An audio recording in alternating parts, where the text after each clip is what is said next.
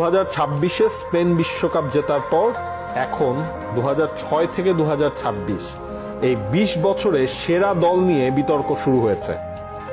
আমার প্রশ্ন হলো, আপনারা কি স্পেনকে এগিয়ে রাখবেন? ওদের দুইটা বিশ্বকাপ আর আলাদা দুইটা গোল্ডেন এরা আছে, মানে দ্যাট মিনস উনি 2006 থেকে 2026 পর্যন্ত এই পুরো বিশ্বকাপের টাইমটাকেই 2006 থেকে 2026 2006 থেকে 2026 মানে 20 বছরের হিসাব এইখানে মিলিয়েছেন। ধরেন আর্জেন্টিনাই ফাইনাল খেলছে 3টা, হ্যাঁ, আবার আপনি ফ্রান্স ফাইনাল খেলছে, ফ্রান্স ফাইনাল খেলছে 2টা, 18-22 2006, সো ফ্রান্স খেলছে 3টা। আবার এই হিসাব করলে আপনি যদি রেজাল্ট ওরিয়েন্টেড হন তাহলে আপনার স্পেনকে রাখতে হবে। স্পেন দুইটা ওয়ার্ল্ড কাপ মানে স্পেন কি রাখতে হবে, স্পেনের আবার ডমিনেশন।